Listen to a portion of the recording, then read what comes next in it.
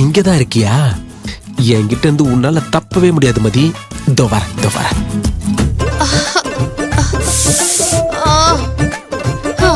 மணிக்கணக்குல கண்ணாடி புடிச்சு கையே மரத்து போச்சு பா. ஐயோ, இப்பவே இந்த பாடுபடுத்துறா. என்ன இவ கல்யாணம் முடியறதுக்குள்ள என்னெல்லாம் கஷ்டப்படுத்துவாளோ கடவுளே.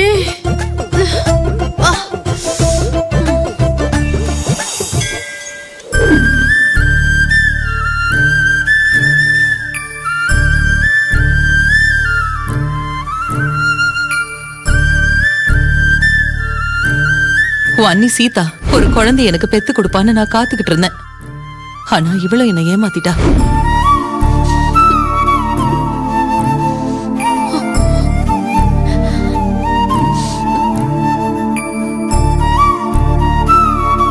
என் அத்தை குடும்பத்துக்கு ஒரு வாரிசு வேணும்னு ஆசைப்படுறாங்க. ஆனா இதுவரைக்கும் என்னால ஒரு வாரிசை பெத்து கொடுக்க முடியல. அவங்க எனக்கு குழந்தை இல்லைன்னு குத்தி காமிக்கிறதுக்காக நான் என்னைக்குமே அவங்கள தப்பா நினைச்சது இல்ல. ஏன்னா அவங்க கேக்குறது நியாயம் தானே. என்கிட்ட குறைய வச்சுக்கிட்டு நான் எப்படி அவங்க மேல கோபப்பட முடியும்? நான் என்ன தப்பு செஞ்சேன்னு எனக்கு குழந்தையே கொடுக்க மாட்டேங்கிற. என்ன இதுக்கு மேலயும் சோதிக்காம எனக்கு குழந்தை வரத கொடு சாமி. எனக்கு குழந்தை வரும் கொடு சாமி.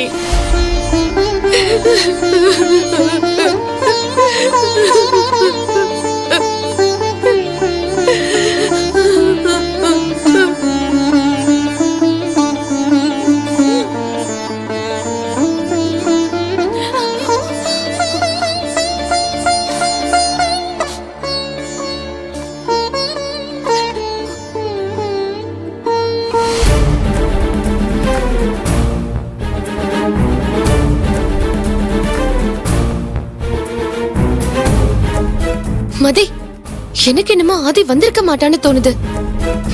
உனக்கு அப்படிதான் தோணும் மகிழ். அதுல எனக்கு எந்த ஆச்சரியமும் இல்ல. எதா இருந்தாலும் சரியா தேடி பார்த்துட்டு முடிவு பண்ணலாம். நீ அந்த பக்கம் போய் பாரு, நான் இந்த பக்கம் போறேன்.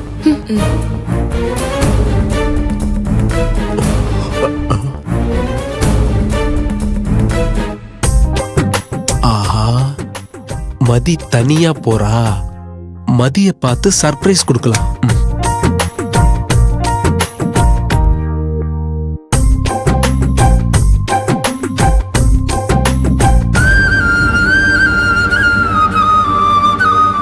கடவுளே, ஆதி கோவிலுக்கு வந்திருக்க கூடாது. ஆதிக்கு கண்டிப்பா போட்டோ ஷூட்ல கலந்துக்க பிடிக்காது. அதனால அவன் வந்திருக்க மாட்டான்னு நம்புறேன். ஆனா ஸ்வேதா ரெடி ஆகிறத பார்த்தா பயமா இருக்கு. ஏதாவது பண்ண சாமி.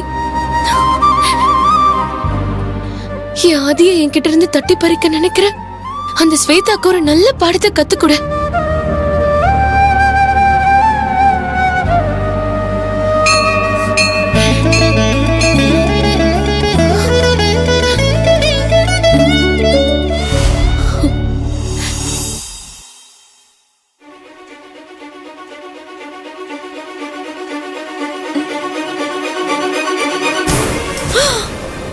ஐயோ,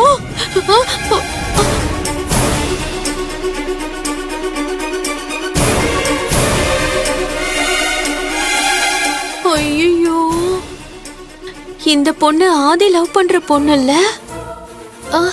இவ எப்படி இங்க வந்தான்னு தெரியலையே.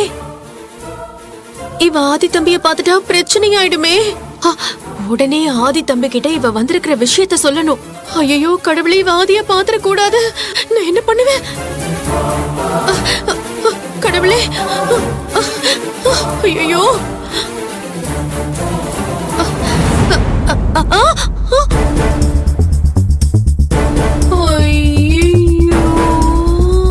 இந்த பொண்ணு கடவுளே. ஐயோ,